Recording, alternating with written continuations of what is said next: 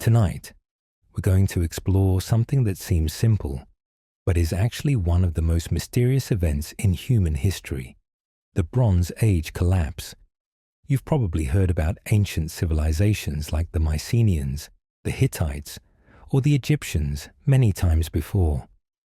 Historians mention them often when they talk about the past. But here's what most people don't realize. When you truly look at how these powerful societies fell so suddenly, when you grasp the scale of the destruction and disruption, it changes how you see history itself. This is not just a story of old kingdoms disappearing.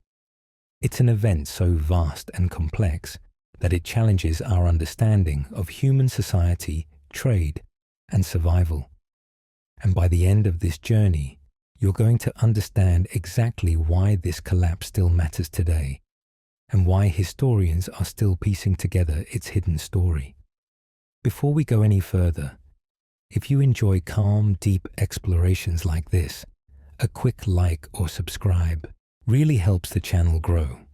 It's a small thing for you, but it makes a huge difference for me. Now let's begin. In the centuries before the collapse, the late Bronze Age world was a web of powerful civilizations stretching across the eastern Mediterranean and Near East. Cities rose with grand palaces and temples, each a hub of administration, trade, and culture. In Greece, the Mycenaean kingdoms spread over the mainland, their citadels perched on hills and their walls thick with stone, defending both their people and their treasures. Far to the east, the Hittite Empire dominated much of Anatolia, its capital a sprawling city of palaces, archives, and ceremonial spaces.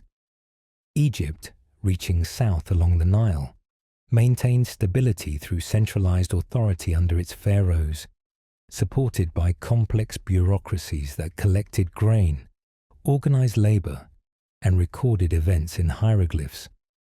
In the Levant, city-states such as Ugarit and Byblos thrived, acting as intermediaries between the larger empires, while Mesopotamian centers like Babylon and Assyria maintained long traditions of urban settlement, law, and trade. Across this region, society was organized around palaces and temple complexes, which controlled the flow of goods, labor, and information. Scribes recorded transactions, tributes, and diplomatic messages, preserving an intricate record of human organization. The material world reflected these societies' sophistication. Bronze, an alloy of copper and tin, was the foundation of tools, weapons, and ceremonial objects. The craft of metallurgy required skill, knowledge of smelting, and access to distant ores. Palaces displayed stone and clay sculptures, elaborately painted frescoes, and carved reliefs depicting both divine and human subjects. Ceramics carried patterns that revealed trade links, local traditions, and the movement of people and ideas. Writing systems, such as Linear B in Mycenaean Greece and cuneiform in Mesopotamia and Hittite lands, captured economic records and legal codes, marking a level of administration unprecedented in earlier centuries. These civilizations were highly interconnected, not just by geography, but by a network of trade, tribute, and diplomacy that created both strength and vulnerability. Trade routes stretched across land and sea, moving raw materials, foodstuffs, and finished goods. Tin from Central Europe, copper from Cyprus and Anatolia, and luxury items like ivory and semi-precious stones traveled long distances. Egyptian grain fed cities far beyond the Nile, while olive oil, wine, and textiles passed through ports on the Mediterranean and Aegean coasts. The sea was not a barrier, but a conduit. Ships, crafted from timber and guided by oars and sails, carried heavy cargoes of metal ingots and ceramic jars, connecting palaces across the region. Trade depended on seasonal winds, safe harbors, and knowledge of currents, creating a rhythm to life that intertwined communities far apart. Merchants, sailors, and scribes formed the backbone of this system, their work essential to sustaining both ordinary life and the power of kings. Palaces functioned as centers of production and distribution. They collected agricultural surpluses and redistributed them according to need. Craftsmen worked in workshops within or near palaces, producing weapons, jewelry, and vessels. Artisans were supported by the palace economy, which ensured access to raw materials and a market for their work. Farmers and herders provided the food that sustained urban centers, while laborers built monumental structures. The interaction of these groups created a delicate balance. Each relied on the others to maintain the system. When a harvest failed or trade was interrupted, this balance could be disturbed, revealing the vulnerability hidden beneath apparent prosperity. Diplomacy was a constant activity in this era. The Amarna letters from Egypt provide a glimpse into the correspondence between rulers, revealing requests for gold, marriage alliances, and appeals for military support. Treaties were drawn to secure borders and ensure the flow of resources. Envoys traveled between courts, bringing messages, gifts, and sometimes hostages to guarantee compliance. This system created a sense of order and interdependence, yet it also exposed each state to the fortunes and misfortunes of its neighbors. A crisis in one kingdom could ripple across the network, affecting trade, alliances, and the stability of distant realms. Environmental conditions supported these societies for centuries. Fertile river valleys allowed dense populations and intensive agriculture. Seasonal rainfall and predictable climate patterns enabled the production of grain, grapes, and olives, which formed the basis of both diet and trade. Rivers served as transportation routes, and coastal plains hosted settlements that could access both inland and maritime resources. The climate of the eastern Mediterranean was generally warm and stable, allowing complex societies to flourish in cities and rural settlements alike. These conditions encouraged growth, but they also required careful management. Soil had to be cultivated and maintained, water systems repaired, and crops protected from pests and disease. The late Bronze Age civilizations were aware of the fragility beneath their apparent stability.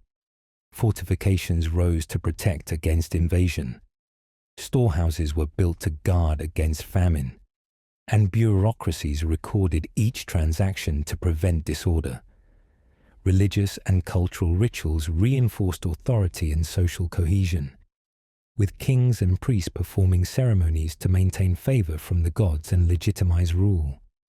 Palaces were not only administrative centers, but also symbols of power, representing the control over both resources and people. In these structures, decisions were made that affected thousands, shaping daily life and long-term prosperity. Despite their strength, these societies were intricately dependent on complex networks. A breakdown in trade could deprive a city of essential metals for weapons or tools. A poor harvest could strain food stores and provoke unrest. Conflicts between states could disrupt diplomatic channels and force populations to flee. The interconnectivity that gave these civilizations their reach also created vulnerability. Each palace, city, and state existed in a dynamic web, balancing power, resources, and alliances. The late Bronze Age world was prosperous, sophisticated, and remarkably interconnected, yet it rested on fragile foundations that, once shaken, could collapse in ways that would reverberate across centuries. The trade networks of the late Bronze Age were extensive, reaching across seas and deserts, linking kingdoms, city-states, and distant settlements. Ships and caravans moved goods over hundreds of kilometers, forming an intricate system that allowed even the most inland cities to access materials from faraway lands. The Eastern Mediterranean was a corridor of movement, with ports in Cyprus, Crete, the Levant, and along the coast of Anatolia, handling vessels laden with copper, tin, and finished bronze objects. Tin, essential for producing bronze, came from sources as distant as Central Europe, while copper was mined locally in Cyprus, Anatolia, and parts of the Levant. This trade required coordination, timing, and knowledge of distant lands. A merchant in Ugarit or Byblos depended on networks of suppliers and buyers to sustain both local craft and palace economies. Sea routes were central to this trade. Ships, built with timber and planked hulls, carried metal ingots, pottery, and foodstuffs across open waters. Sail and oar allowed movement even against currents, though travel still depended on seasons and wind patterns. Ports acted as hubs where goods were unloaded, repackaged, or stored in warehouses. Some cities specialized in particular commodities. Byblos was known for its cedar timber, while Cyprus supplied copper for much of the region. These materials often traveled from city to city, moving along chains of intermediaries until they reached their final destination. The reliance on maritime transport meant that storms, piracy, or political disruption could halt supplies, showing how connected prosperity and vulnerability were. Overland trade complemented maritime routes, using pack animals and carts to move grain, textiles, and pottery across plains and through mountain passes. Caravans followed paths that had been in use for centuries, linking Anatolia to Mesopotamia, the Levant, and Egypt. Each stop along these routes required negotiation with local authorities, payment of tolls, and sometimes tribute to ensure safe passage. These overland networks were slower than sea travel, yet they were essential for moving bulk commodities that could not be transported easily by ship. Traders maintained records of quantities, destinations, and exchanges, often documented in clay tablets or correspondence, revealing the precision needed to manage long-distance commerce. The goods themselves varied in function and value. Metals were vital for weapons, tools, and ceremonial objects. Grain fed both urban populations and armies, forming the staple of life and trade. Olive oil and wine traveled widely, stored in ceramic jars that preserved their contents over long journeys.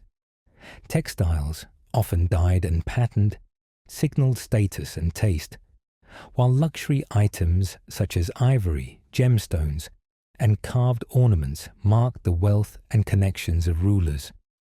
The movement of these goods shows how societies valued both practical resources and symbols of prestige, and how trade could sustain both everyday needs and elite culture. Economic interdependence created both strength and fragility. A kingdom relying on tin from distant sources depended on distant miners and traders who might face their own local problems. A failure of harvest in one region could force reliance on imported grain, tying food security to faraway fields. Wars in one area could interrupt the movement of metals, pottery, or timber, affecting craftsmen and palaces hundreds of kilometers away. This network meant that no society was fully independent. Even the mightiest kingdoms depended on cooperation and continuity along trade routes that extended beyond their borders. The infrastructure of trade was visible in settlements along coasts and rivers. Harbour towns had quays and warehouses, workshops for repairing ships, and facilities for storing goods. Roads, often simple dirt paths reinforced by local labour, connected inland centres to these ports. In some areas, fortifications protected these hubs, guarding not just against invaders, but against theft that could disrupt the flow of precious materials. The scale and planning of these installations show an awareness of risk and the effort needed to sustain movement of goods across great distances. The movement of people was as important as the movement of goods. Merchants, sailors, and artisans carried knowledge of materials, techniques, and trade practices across regions. Skills in shipbuilding, metalworking, and weaving spread through these networks, creating shared practices across distant lands. Knowledge of safe routes, seasonal winds, and political alliances allowed traders to navigate the complex geography of the Eastern Mediterranean. Letters and records show that rulers understood the value of these skills and maintained relationships to ensure access to expertise as well as materials. Seasonal rhythms shaped trade. Certain winds allowed ships to sail reliably, while floodwaters in rivers permitted navigation inland during high water. Agricultural cycles determined when grain, olives, or wine could be shipped. Timing was crucial. A delay in one link could cause shortages elsewhere. Markets and fairs provided predictable times and places for exchange, facilitating coordination between producers and consumers. The reliance on natural rhythms shows how environmental conditions underpinned economic systems and how changes in climate or weather could ripple through trade networks. Diplomatic ties were often linked to trade. Treaties ensured safe passage for merchants, and gifts of gold, silver, or fine goods maintained relationships between rulers. Envoys carried both messages and goods, creating a constant flow of material and information. Political alliances often depended on these networks. Disruption of trade could weaken relationships, while stable exchange reinforced mutual dependence. The combination of economic, political, and social factors created a dense web in which prosperity was closely tied to the smooth functioning of trade routes. Despite its strength, this interconnected system was fragile. Natural disasters, such as earthquakes or drought, could interrupt transport or reduce supplies. Localized conflict could escalate, cutting off essential resources for distant regions. The dependence on complex supply chains made each state vulnerable to problems far from its own borders. At the same time, the success of these networks enabled growth, cultural exchange, and technological development. Trade brought not just metals and grain, but ideas, skills, and artistic influences, creating a shared material culture across civilizations that would later feel the shock of collapse when these networks failed. The interconnectivity of the Bronze Age was both its achievement and its weakness. Palaces and cities thrived because goods, labor, and information moved with precision and coordination. Craftsmen relied on metals imported from distant lands. Armies depended on grain and oil transported across seas and rivers. Elite culture flourished on luxury items that traveled thousands of kilometers. When the networks functioned, life was prosperous, and societies reached remarkable heights in architecture, writing, and administration. But the same networks that allowed such growth also made these societies highly sensitive to disruption. The movement of goods, people, and knowledge tied kingdoms together in ways that magnified both success and risk, laying the groundwork for vulnerabilities that would become critical in the centuries to come. In the late Bronze Age, societies were built on structured hierarchies that shaped every aspect of life. At the top stood rulers and kings, whose authority extended over cities, villages, and territories. They were not only political leaders, but also religious figures, expected to maintain order and favor with the gods. Beneath them were administrators and scribes, the record keepers who managed the complex flow of resources. These scribes documented taxes, tributes, and trade, creating detailed records that allowed rulers to monitor production, labor, and distribution. Artisans formed the skilled class responsible for producing bronze tools, weapons, pottery, and decorative items. Farmers and herders provided the essential food that sustained both urban populations and armies, forming the foundation of these civilizations. Each group depended on the others, and the failure or disruption of any single layer could ripple throughout the system. Palaces were the centers of administration, economy, and culture. They collected surpluses from farmers, regulated distribution of grain, oil, and other essential goods, and organized large labor projects. Workshops within palace complexes produced tools, weapons, and luxury items. Storage rooms, often with carefully constructed bins, held grains and other provisions for periods of scarcity. The design of palaces reflected both their practical function and symbolic power, with walls, gates, and courtyards structured to organize labor, goods, and ceremonies. They served as command centers where rulers could control distant territories, plan construction, and manage trade networks that reached across seas and deserts. Agriculture was the backbone of these societies. Farmers cultivated cereals such as wheat and barley, legumes, olives, and grapes. Irrigation systems diverted water from rivers and streams to fields, ensuring crops survived dry periods. Terraces, dikes, and canals improved yields on hilly or uneven terrain. Farmers relied on seasonal knowledge, using rainfall patterns and soil conditions to plan planting and harvest. Storage techniques, such as clay jars, granaries, and sealed pits, preserved food through the year. Proper management of these systems required coordination between laborers, overseers, and palace authorities. A failed harvest could strain the population and put pressure on rulers to provide food from reserves or through trade, highlighting the delicate balance between agricultural output and societal stability. Labor for bronze production demanded specialized skill and organization. Bronze, made from copper and tin, required careful smelting, alloying, and casting. Artisans worked in workshops with furnaces and tools designed for precise metalworking. Large quantities of charcoal were needed to fuel smelting fires, placing further demands on rural labor to gather wood. Finished bronze objects, from weapons to ceremonial items, moved from workshops to palaces, temples, or trading ports.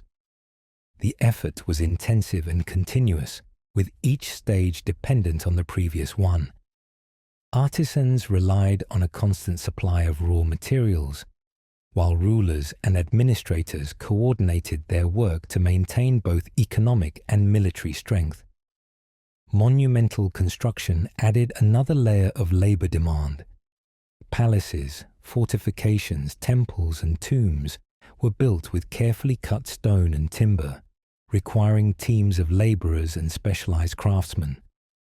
Work often followed seasonal cycles, with agricultural labor supplemented by construction during periods when farming activity was lower. Roads, bridges, and quays were built to support trade and communication. The scale of these projects reflects both organizational skill and the capacity of rulers to mobilize large workforces. Laborers were essential to maintain infrastructure, produce goods, and construct buildings that projected both power and stability. Urban centers grew in response to the concentration of labor and administration.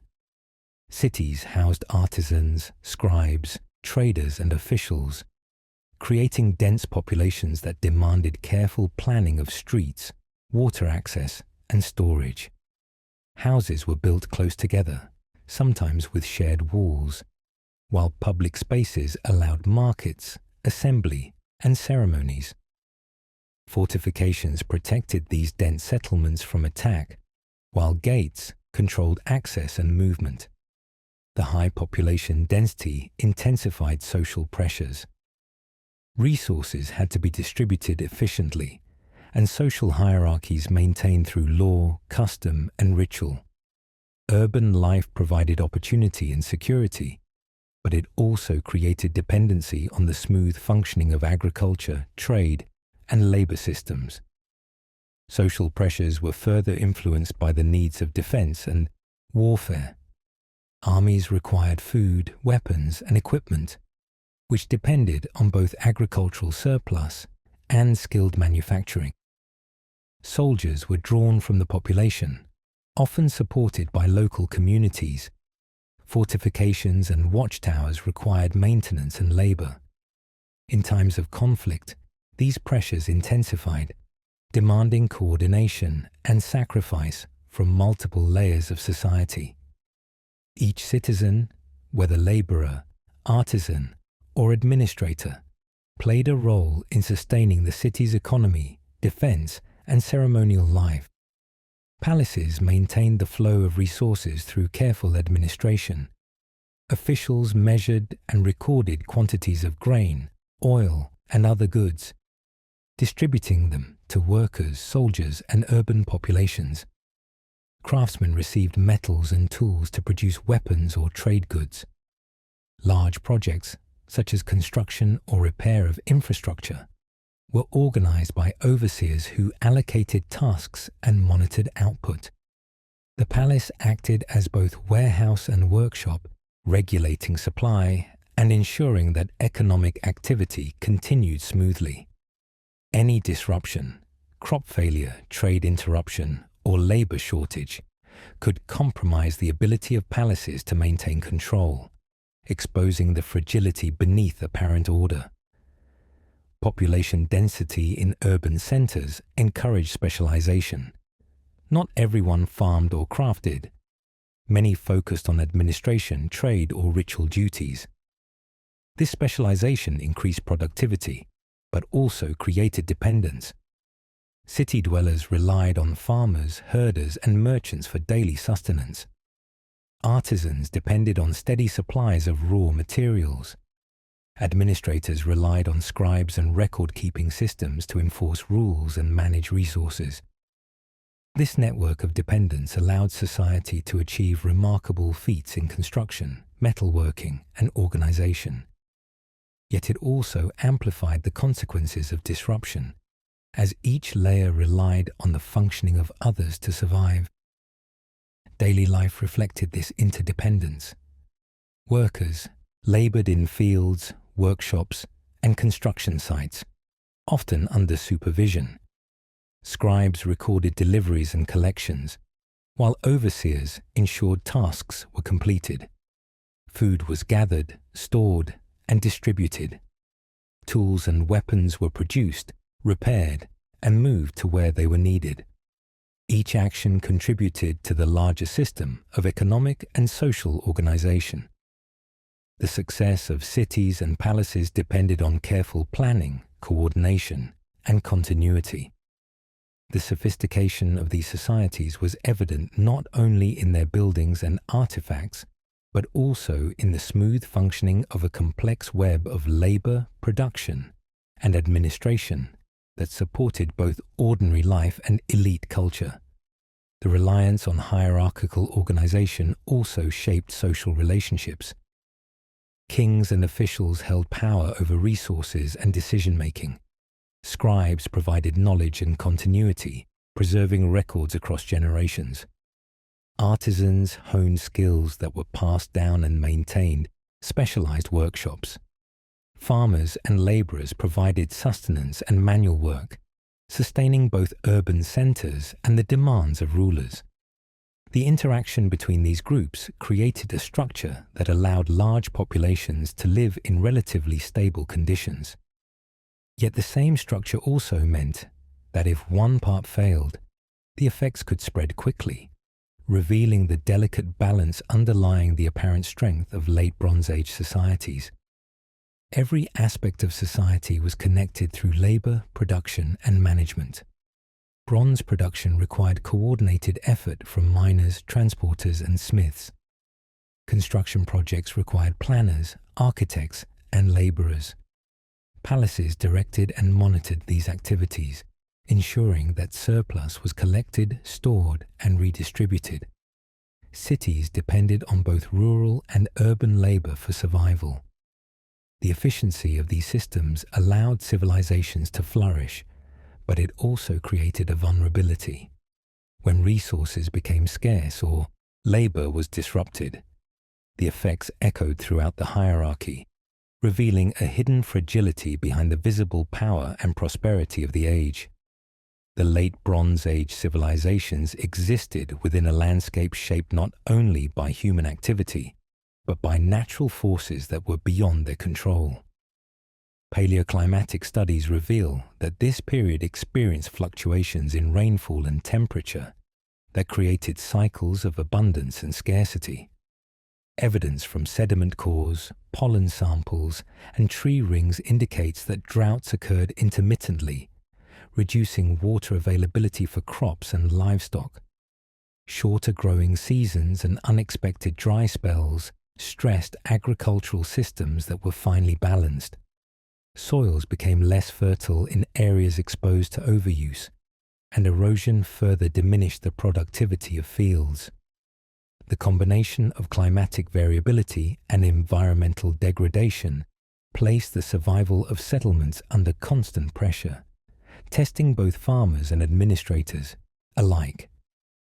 Agriculture, the backbone of these societies, was particularly sensitive to environmental change. Cereals, olives, and grapes required predictable rainfall and suitable soil conditions. Even small deviations in climate could lower yields, threatening the supply of food for urban centers and armies. Farmers adapted by developing irrigation systems, terracing hillsides, and storing grain to buffer against poor seasons.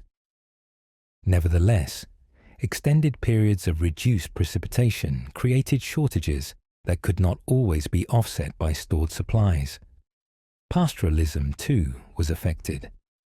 Herds needed grazing land, which could be reduced by drought or overgrazing, leading to weaker animals, lower reproduction rates, and less meat, milk, and hides for consumption and trade.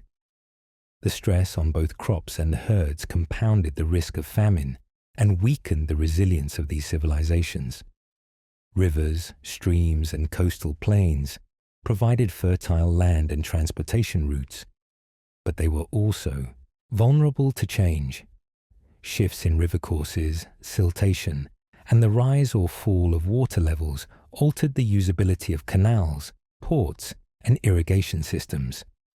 In some areas, ports that had once welcomed ships became unusable due to sediment buildup or changes in coastline, affecting trade and resource distribution.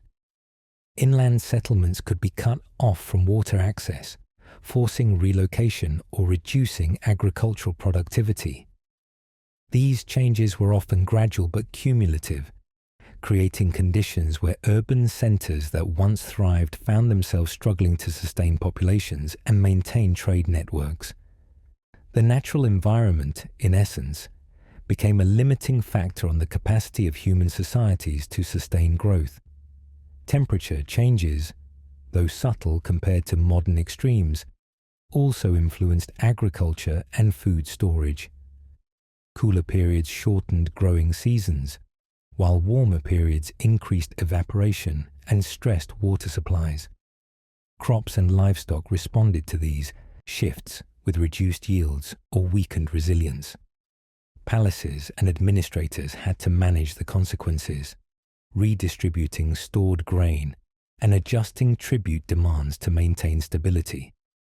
Environmental stress revealed how tightly human activity was linked to natural systems and how dependent complex societies were on consistent conditions. The ability to adapt was tested repeatedly, and failures in adaptation left visible traces in settlement patterns and archaeological remains. Droughts and soil degradation often coincided with other environmental challenges. Floods could destroy fields or settlements, while wind and rain eroded topsoil and weakened infrastructure.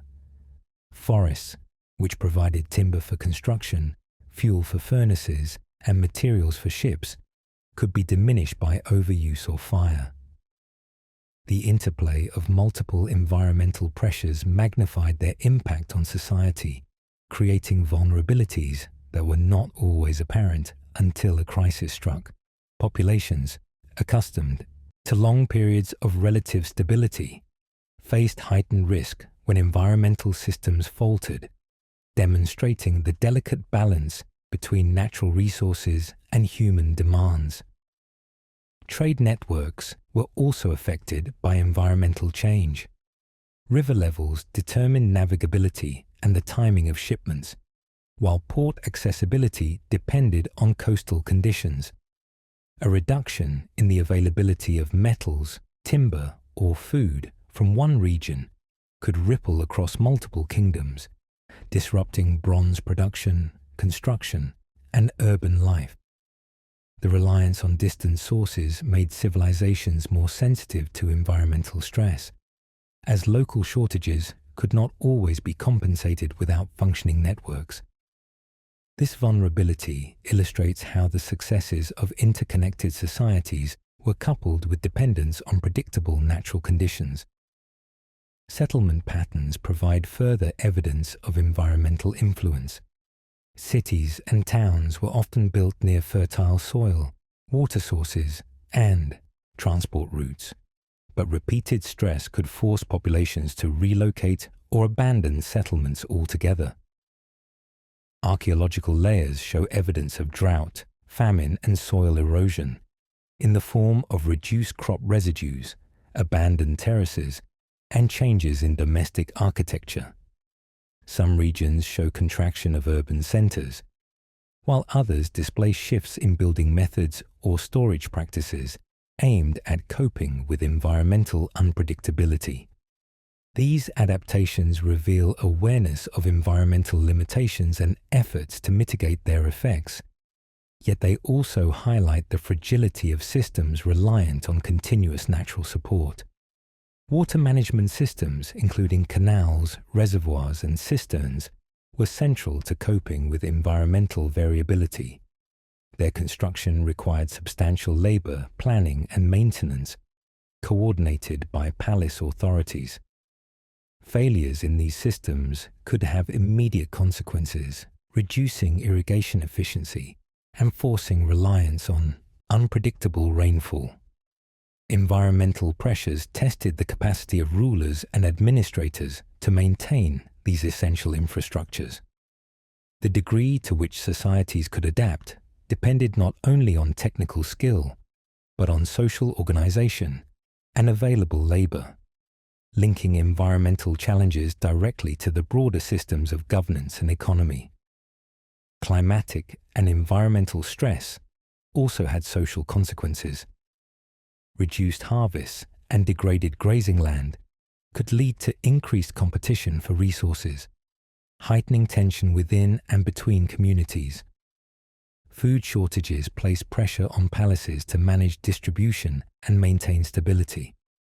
Populations under stress might migrate in search of better conditions, putting pressure on neighboring regions. Environmental shocks, when combined with economic and political challenges, created conditions where societies were vulnerable to collapse or transformation. The record of this period shows that even small shifts in climate could have widespread and lasting effects on human settlements, revealing the extent to which human activity was bound to natural systems. In essence, the Late Bronze Age world demonstrates how environmental conditions underpin social and economic life. Soil, water, and climate were not merely passive backdrops. They actively shaped the possibilities and limits of civilization. When rainfall declined, rivers shifted, or soils eroded, the consequences were felt throughout the hierarchy of society, from farmers in the fields to scribes in the palace. Interactions between environmental stress and human vulnerability illustrate a central theme of this period. The success of civilizations depended on careful management of natural resources, and even minor perturbations could propagate through trade, agriculture, and social organization to affect the stability of entire kingdoms. The evidence left in sediments, pollen, and archaeological layers provides a window into this relationship, showing how environmental pressures contributed to the growing challenges that would eventually overwhelm the Late Bronze Age world. As the Late Bronze Age progressed, the interconnected civilizations faced pressures that went beyond environmental challenges. Evidence from archaeological sites and historical records indicates that internal conflicts became increasingly common, contributing to the unraveling of established powers. Palaces and urban centers, once the heart of administration and economic control, show layers of destruction that suggest violent events. Burned buildings, collapsed walls, and abandoned workshops reveal episodes of unrest, rebellion, or deliberate destruction. These physical traces provide insight into the turbulence that afflicted societies, showing that internal instability was a major factor in the decline of the era's complex states. Civil unrest often took the form of rebellion by local populations against central authorities. Farmers, laborers, and soldiers could challenge rulers when resources were scarce or demands became too great. Tributes, forced labor, and taxes were essential for sustaining palaces and armies, but they also created tension between elites and common people. Rebellion could erupt suddenly, targeting palace complexes or administrative centers where authority was concentrated. Archaeological evidence, including ash layers and sudden abandonment of settlements, points to instances where communities were overwhelmed by conflict and forced to flee. Such events were not isolated. They occurred across regions, indicating widespread instability that eroded the control of central authorities. Fragmentation of power became increasingly visible. Large kingdoms that once dominated vast territories began to lose coherence as local rulers or governors asserted greater independence. In some cases, city-states previously under the control of a distant king began to act autonomously, managing their own resources and trade. Diplomatic correspondence, such as letters between rulers, hints at disputes over tribute, land, and alliances. These shifts in authority weakened the ability of central powers to coordinate labor, manage trade, and respond to external threats. Over time, the fragmentation created a landscape of smaller, semi-independent entities that were more vulnerable to disruption and less capable of sustaining complex networks. Shifts in power dynamics were not limited to rebellions within cities. Competition between city-states and regional powers intensified as the authority of major kingdoms waned. Conflicts over territory, trade routes, and resources became more frequent. The emergence of autonomous urban centers illustrates that the balance of power was changing. Some cities that had once been subordinate became centers of local governance, controlling their own military and economic resources. This redistribution of authority altered the political landscape, creating both opportunities for innovation and risks of conflict as newly independent centers navigated their place in the larger regional system. Archaeological signs reinforce this picture of instability. Burned layers within cities reveal episodes of widespread destruction, while collapsed walls and disrupted streets indicate sudden events rather than gradual decline. Abandoned settlements show that populations sometimes left entire urban areas, seeking safety or better opportunities elsewhere. Evidence of hastily buried valuables or damaged artifacts suggests that these departures were not planned but forced by conflict or crisis. The pattern of destruction is repeated across multiple regions, pointing to a combination of internal unrest, opportunistic attacks, and the erosion of central control. Palaces, in particular, reflect the strain of internal instability. Their grand structures, which had once served as centers of governance and economic management, often show signs of fire damage, structural collapse, and abandoned workshops.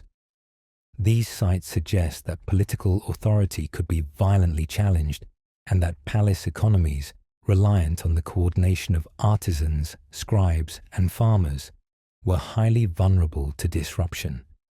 When palaces fell, the systems they managed, grain storage, bronze production, labor allocation, were thrown into disorder, affecting both urban and rural populations. The consequences extended beyond a single city, as the breakdown of central administration undermined regional stability and trade networks. Population movements accompanied internal conflict. As towns and cities faced unrest, people sought safer areas, leading to the abandonment of settlements and the contraction of urban regions. Archaeological layers show signs of sudden population decline, reduced domestic activity, and the cessation of craft production. The movement of populations altered the social and economic fabric of regions as skilled labor, artisans, and traders dispersed or were absorbed into other communities. This redistribution of people further weakened centralized structures and made it difficult to maintain the complex networks of production and trade that had previously sustained prosperity. Conflict also affected the rural landscape. Farmers and herders could be drawn into military service, displacing labor from fields and pastures. Fields were sometimes left fallow or damaged during skirmishes, reducing agricultural output and straining food stores. Irrigation systems and water channels could be neglected or destroyed, affecting the ability of communities to cultivate crops consistently. The effects of these disruptions were felt both locally and in urban centers, where decreased production could lead to food shortages, social tension, and further unrest. Internal conflicts, even if geographically limited, had cascading effects on the wider society. The erosion of central authority often forced cities to take measures for self-defense. Fortifications were reinforced, walls were rebuilt, and military organization became a priority. Independent city-states maintained their own garrisons and stored provisions for times of siege or disruption. While these measures provided temporary security, they also reflected the diminished capacity of central rulers to guarantee safety, illustrating the gradual weakening of broader political structures. The focus on local defense sometimes diverted resources from productive activity, slowing economic output and intensifying social stress. Archaeological evidence from multiple regions indicates a pattern of repeated internal crises. In the Levant, sites show layers of fire and sudden abandonment. In Greece, some Mycenaean palaces display collapsed walls and burned halls. Hittite centers in Anatolia reveal destroyed administrative buildings and disrupted craft areas. These patterns suggest that internal pressures were not isolated incidents, but a broader phenomenon, affecting multiple civilizations simultaneously. The concurrence of unrest across distant regions points to systemic vulnerabilities, where social, economic, and political stresses interacted to undermine established order. Internal conflict reshaped relationships between communities. City-states and smaller polities negotiated alliances, rivalries, and truces in response to weakening central powers. Diplomatic correspondence indicates negotiations over access to resources, tribute, and military support, reflecting a fluid and sometimes unstable political landscape.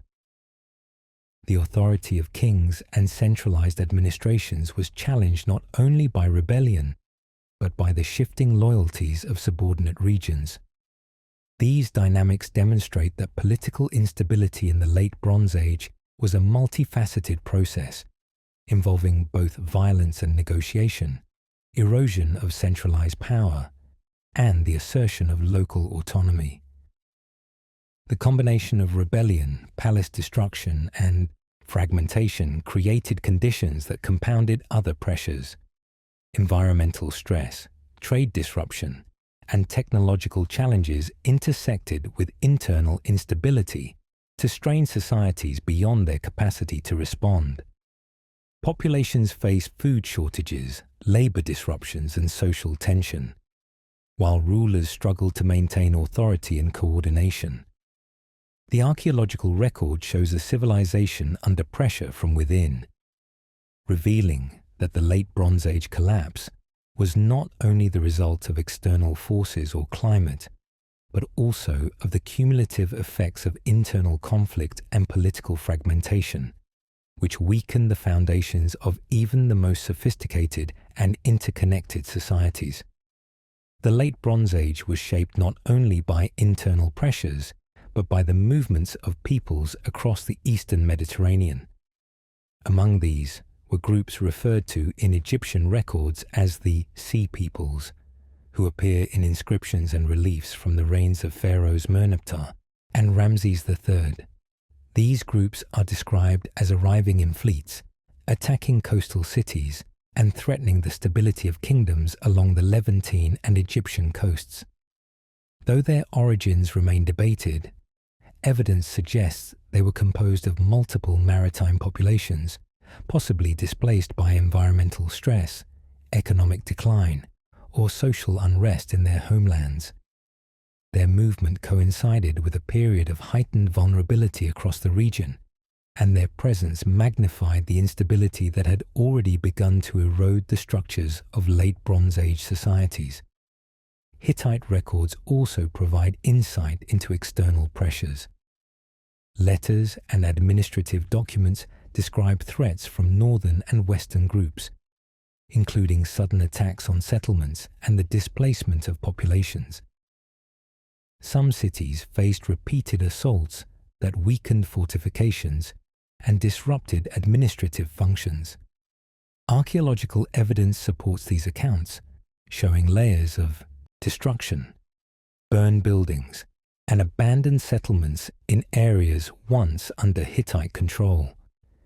These signs indicate that invasions were not merely brief skirmishes, but sustained events that had lasting effects on urban centers and surrounding regions. Egyptian inscriptions give further detail. Reliefs depict battles with seaborne attackers, the construction of defensive barriers, and lists of prisoners taken during these conflicts. They describe how coastal cities were assaulted, grain supplies threatened, and ports endangered. Egyptian records also suggest that some of the invaders settled temporarily in areas along the coast, establishing a presence that required continued vigilance and military response. These interactions illustrate that external pressures were not uniform. Some populations migrated peacefully or integrated into local societies, while others engaged in direct conflict, leaving behind traces in both written records and material culture. Archaeological sites reveal the human impact of these movements. Fortified settlements show evidence of hurried construction or repair, indicating preparation for attack. Burn layers, collapsed walls, and destroyed workshops suggest violent encounters that force populations to abandon established centers.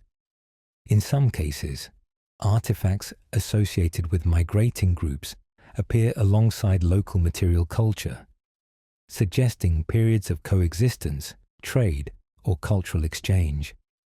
These patterns reflect a complex reality in which migration could simultaneously threaten and enrich the regions it touched, creating opportunities for new connections even as it disrupted existing structures. The interaction between external groups and local populations was multifaceted. Warfare disrupted trade, strained food supplies, and displaced families, while at the same time, some groups established themselves in vacated or weakened settlements. Cultural assimilation occurred as migrants adapted to local practices and local communities absorbed newcomers. Pottery styles, burial practices, and tool types in some regions show a blending of traditions reflecting the integration of diverse peoples into existing social frameworks. The movement of populations reshaped social, economic, and cultural landscapes, demonstrating that migration was both a cause of disruption and a source of transformation. The timing of these movements compounded other pressures already affecting civilizations. Environmental stress, internal unrest, and economic fragility made urban centers more susceptible to external attacks. Cities weakened by famine or rebellion were less able to withstand military threats. Trade networks disrupted by environmental changes or internal instability were further strained by attacks on ports and transport routes. The combination of internal and external pressures created conditions in which even well-established states struggled to maintain control and continuity. This convergence of factors illustrates that the collapse of the Late Bronze Age was not the result of a single cause, but of multiple stresses acting simultaneously. Military encounters required societies to mobilize resources quickly.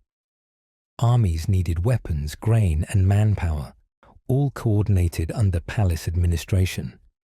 Fortifications were reinforced, garrisons stationed, and emergency measures taken to protect key settlements.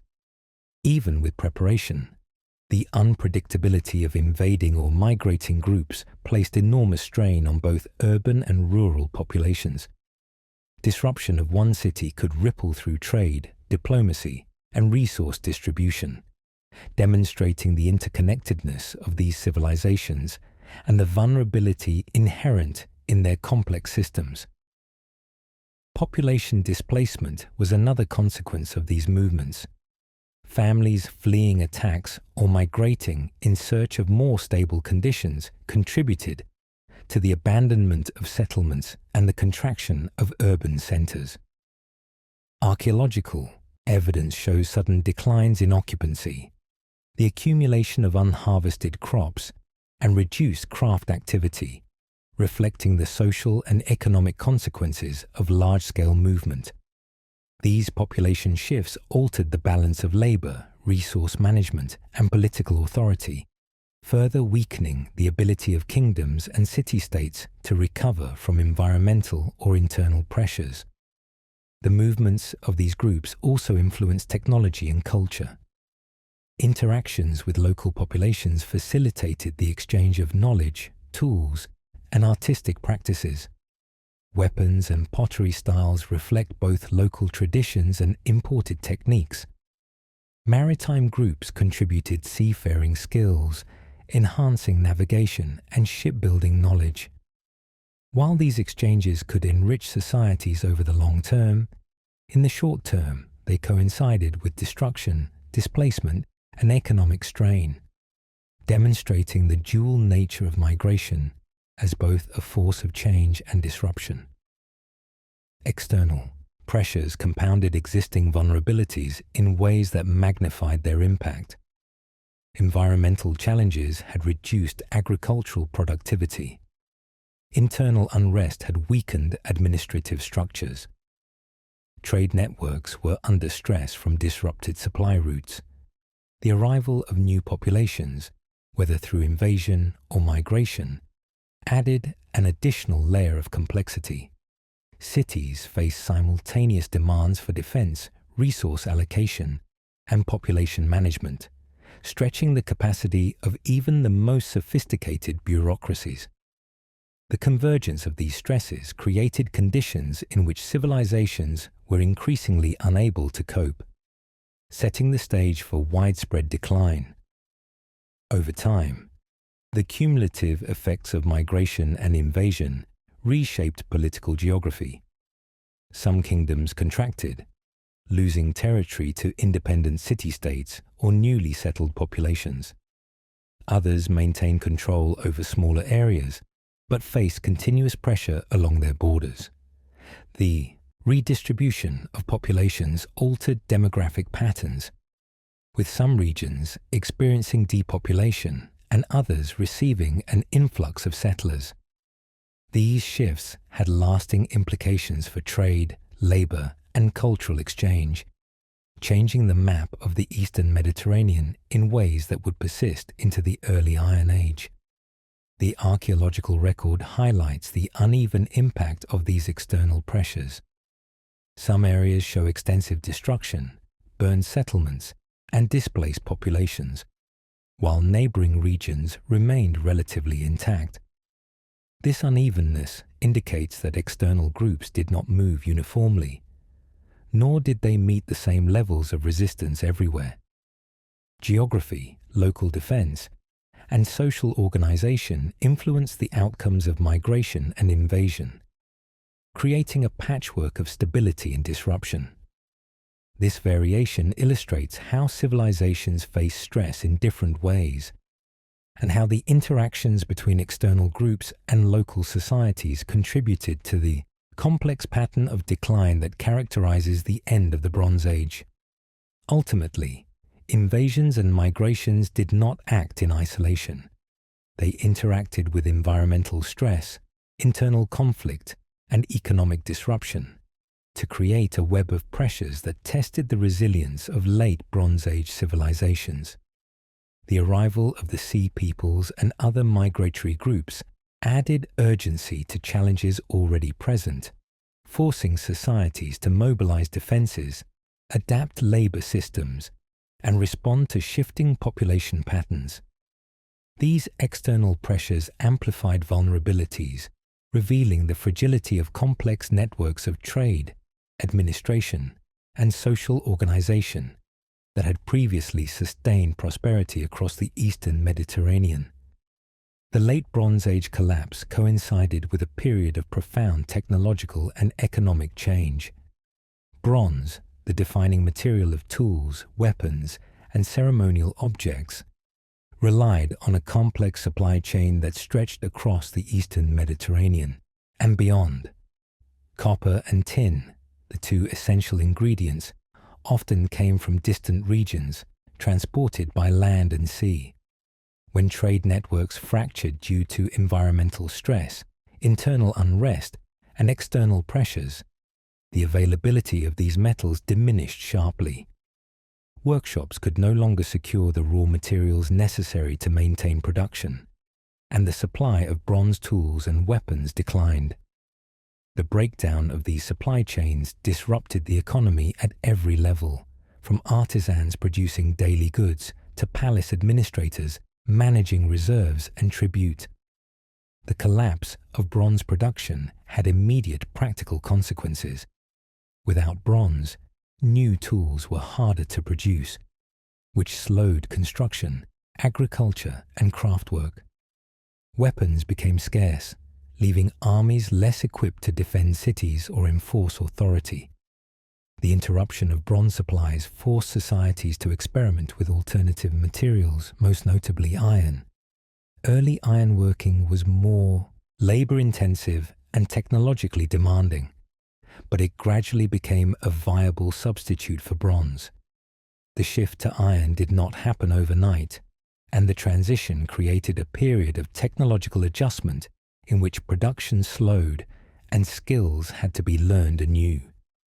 Iron objects were heavier and harder to shape, but over time they proved more abundant, as iron ore was more widely available than tin, reducing dependence on long-distance trade. Palace economies, which had previously organized production, storage, and distribution, were particularly affected. Central authorities depended on a reliable flow of materials to maintain workshops, feed laborers, and sustain administrative operations. When trade collapsed and metals became scarce, the ability of palaces to coordinate labor and supply diminished. Administrative systems, reliant on scribes and standardized records, lost much of their function as the resources they managed dwindled. Archives show reduced quantities of tribute and fewer records of distribution, indicating that palace economies could no longer control production on the scale they had previously achieved. The decline of these systems disrupted the broader economic framework. affecting both urban centers and rural hinterlands. Artisans and craftsmen faced direct consequences of these changes. Bronze smiths found their raw materials in short supply, forcing them either to reduce production or to attempt working with unfamiliar metals. Potters, weavers, and carpenters, who had been integrated into palace-controlled economies, found their work disrupted as the allocation of resources faltered. Skilled labor became less organized, and workshops that had once operated under centralized supervision now functioned more sporadically, responding to local needs or limited trade opportunities. Labor that had previously been coordinated for palace construction, bronze casting, or large-scale agricultural projects had to adapt to a fragmented system, often reducing output and altering social roles within communities. Economic disruption extended beyond production to trade. With the collapse of long-distance exchange, many items that had once traveled freely between kingdoms became scarce. Copper, tin, and finished bronze objects were no longer easily obtained from distant sources. Local economies became more self-reliant, relying on nearby resources or improvising with alternative materials. This shift reduced the flow of wealth and luxury items, weakening the ability of elites to maintain status through display and gifting.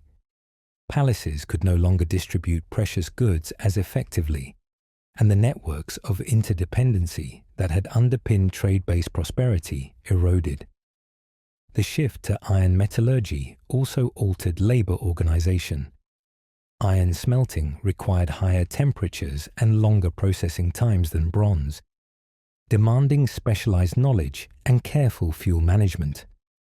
Early iron workshops were smaller and more localized, contrasting with the centralized bronze workshops coordinated by palaces. Artisans had to adapt techniques and develop new tools, while communities had to source sufficient iron ore and fuel. The transition period, marked by experimentation and inefficiency, slowed production of essential goods and weapons, contributing to the overall decline in material culture that accompanied the collapse. Economic change affected social structures as well. The decline of palace authority weakened centralized control over labor and production, increasing the autonomy of local communities and individual craftsmen. Skilled workers who had once been part of organized palace workshops now operated in smaller independent groups, often tied to local markets or subsistence needs. This decentralization reduced coordination on large-scale projects, slowed technological development, and limited the capacity to respond to crises. Communities that had once relied on palace-managed distribution had to reorganize production and allocation, sometimes creating new social arrangements or informal leadership structures to manage resources. The fragmentation of trade and technology also influenced settlement patterns. Urban centers that had depended on palace economies and long-distance commerce began to contract. Cities previously maintained by imported goods and organized labor saw reduced activity, abandoned workshops, and lower population density. Rural areas, less connected to disrupted trade networks, often maintained subsistence production, but they too faced shortages of metals, tools, and luxury items. This shift reflects a broader economic contraction, where the integration of regional economies weakened and localized survival became a primary concern. The adoption of iron, while eventually transformative, initially represented a step backward in efficiency and production. Ironworking was slower, required more labor, and produced less refined tools compared to bronze. Societies had to adjust to the limitations of this new technology, while losing access to the centralized distribution systems that had previously coordinated resource flow. The combination of disrupted supply, fragmented labor, and new technological challenges created a period of economic instability, illustrating how closely interlinked technology and economic structure were in sustaining civilization. Administrative systems, too, were reshaped by these changes. The ability to monitor production, record tribute, and manage distribution was undermined by the scarcity of materials and the collapse of centralized authority. Scribes and officials could no longer maintain consistent control over workshops, trade, or labor allocation. Written records show a decline in standardized reporting, indicating that the administrative frameworks that had supported palace economies were losing relevance. The weakening of these structures further limited the capacity of societies to coordinate responses to environmental, social, and external pressures. The impact on artisans and laborers highlights the broader social consequences of technological and economic disruption. Skilled workers faced uncertainty as their roles shifted from organized, palace-directed production to smaller, localized efforts. Labor became more fragmented and reactive, responding to immediate needs rather than long-term planning. This shift altered social hierarchies and the organization of work, reducing the influence of central authorities and increasing local autonomy. Communities had to adapt both technologically and socially to survive within the constraints imposed by disrupted trade, scarce materials, and evolving methods of production. Ultimately, the breakdown of bronze supply chains, the transition to iron, and the collapse of palace economies illustrate how closely technology and economy were intertwined. Production of essential goods, from tools and weapons to craft items and infrastructure materials, depended on a complex network of trade, labor, and administration. When that network failed, the consequences were felt across every level of society. The Late Bronze Age demonstrates that technological change, economic disruption, and social reorganization were not separate events, but interwoven processes, each amplifying the effects of the others. This segment shows how the collapse of trade and technology undermined the foundations of civilizations, leaving communities to adapt in ways that would shape the emerging Iron Age. The material record of the Late Bronze Age offers a clear window into the processes of collapse. Archaeologists uncover layers of ash, debris, and rubble that mark episodes of destruction across the eastern Mediterranean. Palaces and administrative centers, once symbols of centralized power, show evidence of fire, collapsed walls, and abandoned workshops. Cities that had been densely populated were suddenly vacated, leaving streets overgrown and domestic spaces empty. The physical layers in these sites reveal abrupt and sometimes violent interruptions, suggesting that collapse was neither uniform nor gradual. The material evidence reflects the stress on society. Social, economic, and political systems were being dismantled, leaving behind a stratified record of human vulnerability. Pottery provides a detailed view of changing daily life. Fine wares, once imported and used to signal status, became rarer. Local styles became more prevalent, reflecting a contraction in trade and a shift towards self-sufficiency. Shapes, decorations, and techniques adapted to new needs, with simpler vessels for cooking and storage replacing luxury items. In some sites, archaeologists observe broken or hastily buried pots, indicative of hurried departures or violent events. Pottery not only documents changes in trade, but also provides insight into domestic life, illustrating how households responded to diminished resources and the breakdown of long-established supply networks. Domestic architecture also reveals adaptation and stress. Houses in urban centers show signs of damage, repair, and later abandonment.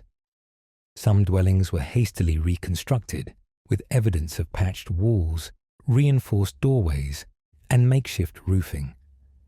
Streets in previously planned cities became irregular as populations shrank and space was repurposed.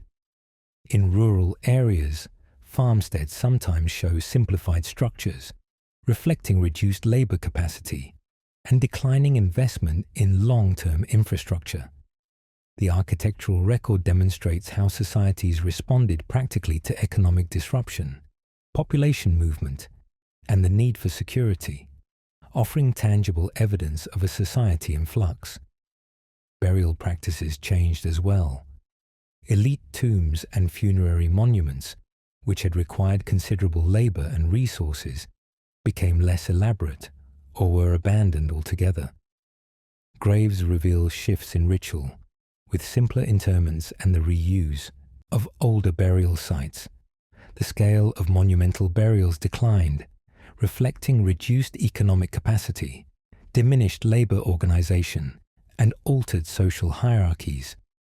Human remains, when studied, indicate periods of nutritional stress, showing signs of famine or chronic scarcity.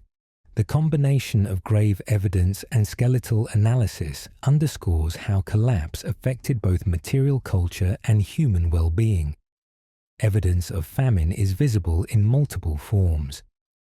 Storage facilities show signs of depleted reserves, and archaeobotanical studies indicate reduced crop diversity and lower yields.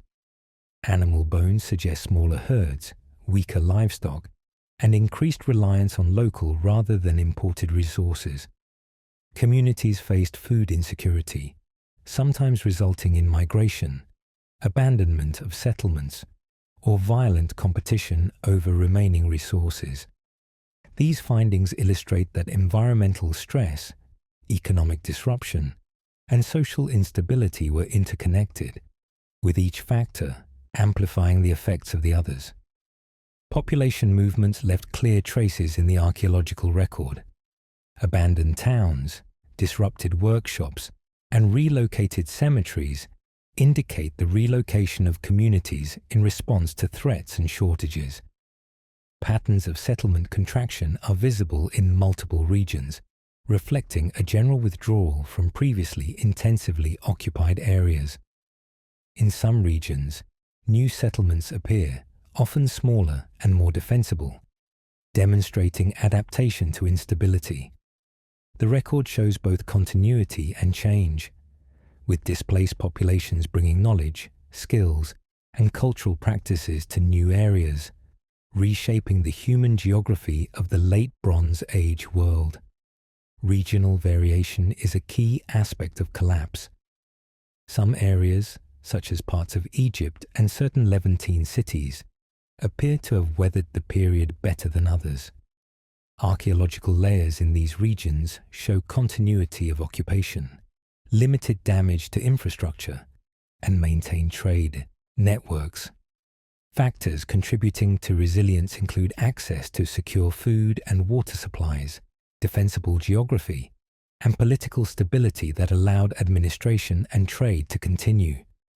By contrast, regions exposed to repeated invasions, environmental stress, or internal unrest experienced extensive destruction, population decline, and economic contraction.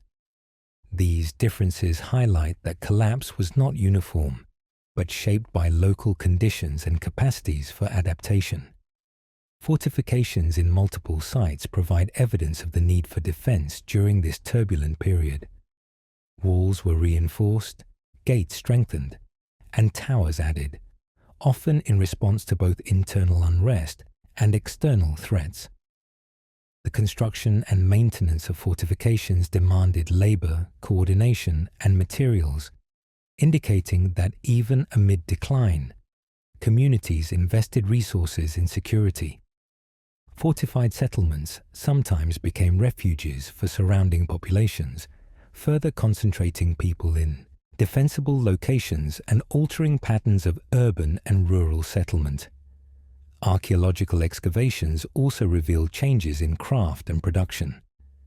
Workshops show reduced output, smaller scale production, and shifts in materials, such as the replacement of bronze by iron. Standardized production associated with palaces and centralized authorities declined, and craft activity became more localized. Evidence of broken tools, unfinished objects, and repurposed materials indicates adaptation to scarcity and resource constraints. These changes illustrate how economic disruption, technological transition, and social instability intersected in tangible ways. Evidence of violent events is present in multiple layers. Burned structures, collapsed walls, and damaged infrastructure suggest episodes of attack or internal conflict. Weapons and defensive installations point to the preparation for and response to threats. Abandoned settlements indicate that some communities chose flight over resistance. These layers complement the story told by trade disruption and environmental stress, demonstrating that the collapse was multidimensional, involving interaction between social, economic, technological, and political pressures. The combined archaeological evidence paints a detailed picture of a civilization under stress. Destruction layers, abandoned settlements, shifts in craft and domestic practice, and changes in burial ritual all testify to the disintegration of systems that had once supported dense populations and complex administration. Sites show both destruction and continuity, adaptation and loss. Together, they illustrate how communities responded to a combination of environmental, internal, and external pressures, and how these responses varied depending on geography, resources, and social organization. In some regions, collapse was rapid and severe. Cities were abandoned, workshops destroyed, and the material culture became impoverished. In others, communities maintained some level of continuity, adapting to changing circumstances while retaining knowledge and social structures. Archaeological evidence from these areas shows partial continuity of craft production, ongoing habitation, and defensive improvements. This patchwork of survival highlights the uneven nature of the Bronze Age collapse, showing that resilience depended on a combination of environmental stability, access to resources, and political cohesion. Ultimately, the material record provides insight into both the processes and consequences of collapse. By studying pottery, architecture, burial practices, and destruction layers, scholars can trace patterns of abandonment, adaptation, and survival. The evidence of famine, population movement, and societal restructuring demonstrates the tangible human impact of broader systemic stresses. Regional differences reveal that while some areas were devastated, others adapted, offering lessons in resilience and vulnerability. The archaeological record stands as a testament to the complexity of the late Bronze Age world and the cascading effects of environmental, political, and technological pressures on human communities. The collapse of the late Bronze Age left a landscape transformed, both physically and socially.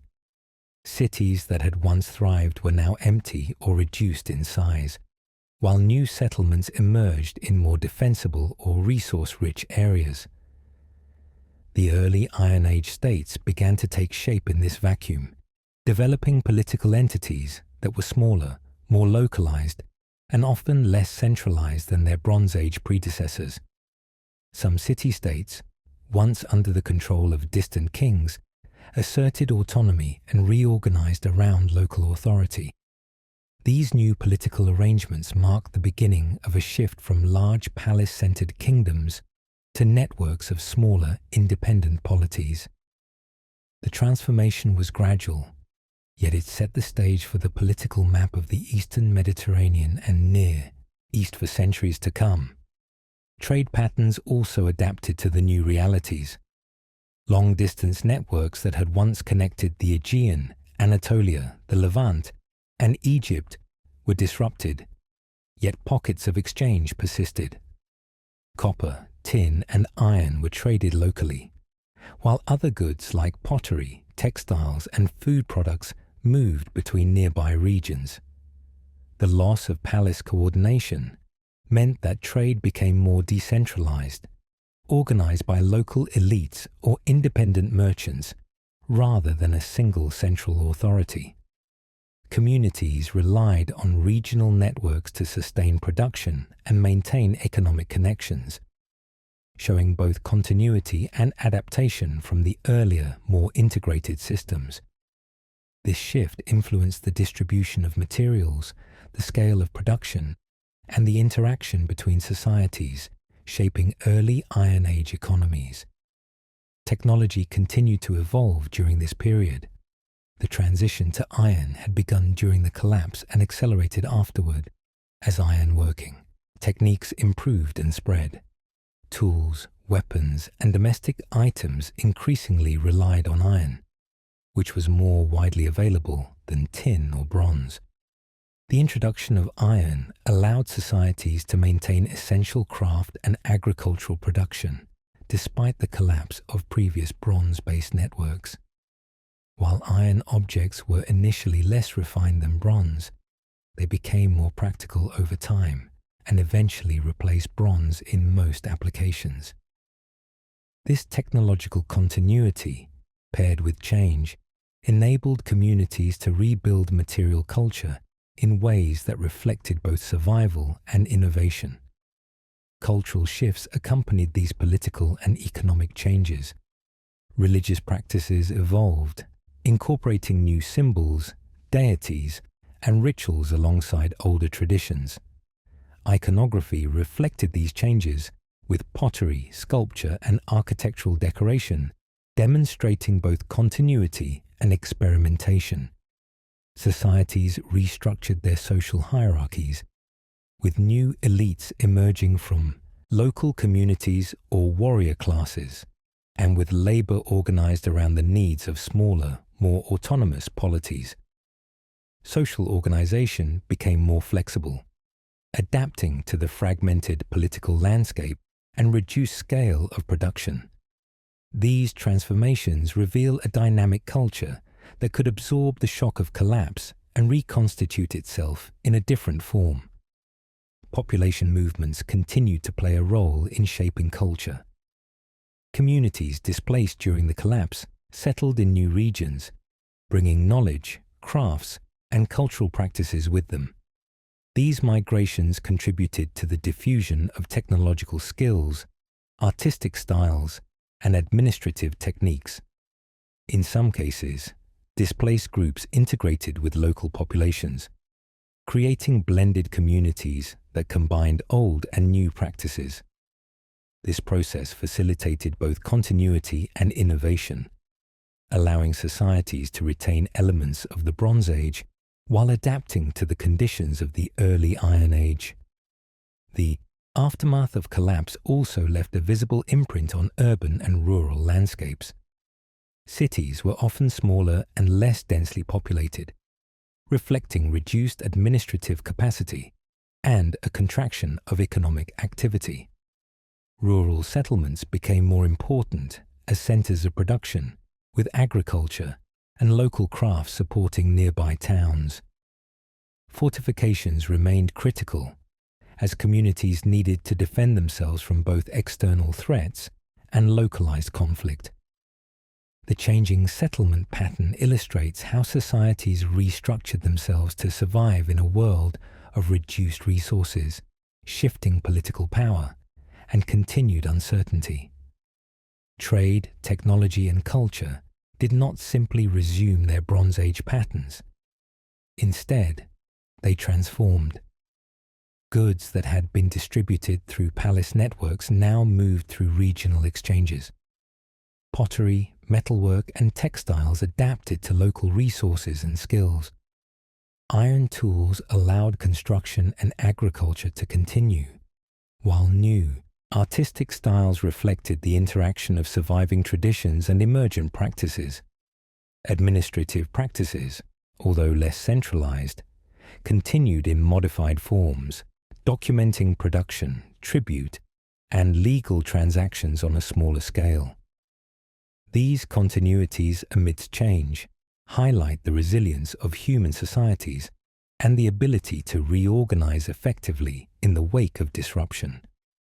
Religious and symbolic life evolved in response to the collapse.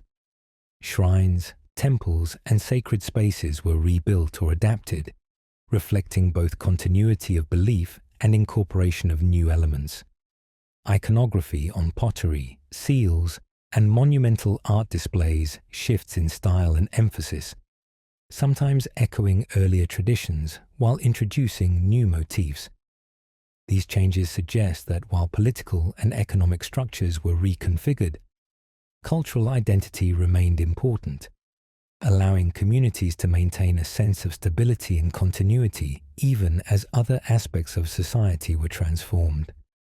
The long-term implications of this period were profound.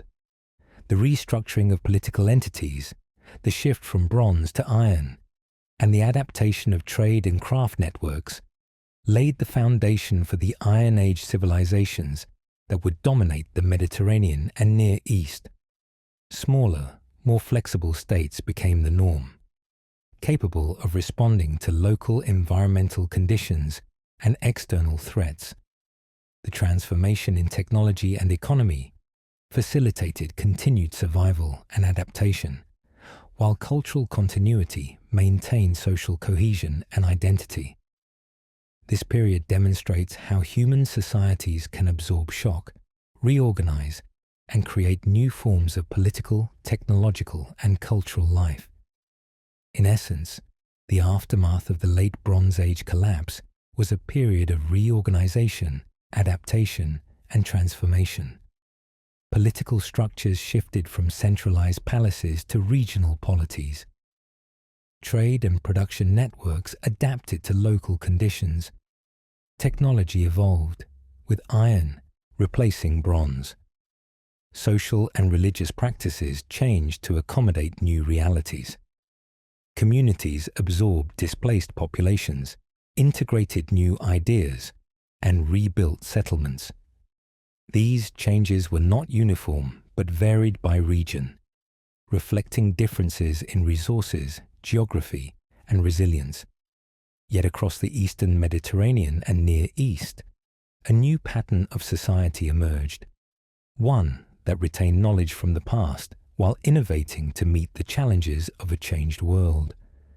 The transformations set the stage for the civilizations of the early Iron Age, demonstrating the enduring capacity of human societies to adapt, survive, and evolve in the face of widespread collapse. The collapse of the Late Bronze Age is best understood not as a single event, but as the result of many intertwined factors. Environmental stress, internal fragility, external pressures, and economic breakdown all combined to undermine civilizations across the Eastern Mediterranean and Near East. Paleoclimatic evidence shows periods of drought, lower temperatures, and changing rainfall patterns that affected crop yields and water supply. Soil erosion, deforestation, and other forms of land degradation further reduced agricultural productivity. When communities faced shortages of food, their ability to support large urban populations and complex administrative systems diminished. Environmental stress did not act alone, but it amplified the consequences of other pressures. Internal fragility was equally important. Complex societies depended on centralized authorities, palace economies, and coordinated labor systems. When internal unrest, rebellion, or social tension emerged, these structures became vulnerable. Archaeological evidence shows abandoned palaces, burned workshops, and disrupted settlements, reflecting the breakdown of social cohesion and administrative control. Without strong central organization, communities struggled to allocate resources efficiently, respond to crises, and maintain essential services. This internal fragility meant that even minor disruptions could cascade into widespread collapse, demonstrating how tightly the health of a civilization depends on its internal structures. External pressures compounded these vulnerabilities.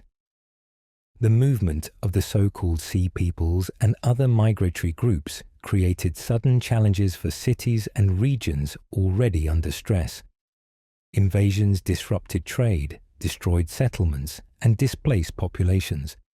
Archaeological layers of ash and destruction, combined with inscriptions from Egypt and Hittite records, document these episodes. The combination of internal weakness and external attack created a situation in which even previously stable regions could fall quickly. Populations fled, cities were abandoned, and political structures fragmented, illustrating the compounding effect of simultaneous stresses on complex societies. Economic breakdown played a critical role in the overall collapse. The disruption of trade networks limited the supply of essential resources, including tin, copper, and finished bronze products.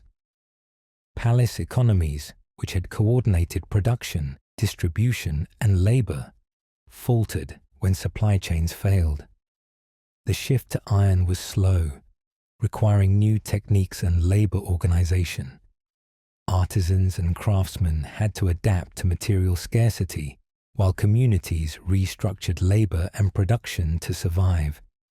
Economic contraction affected urban centers and rural hinterlands alike, altering settlement patterns and social hierarchies.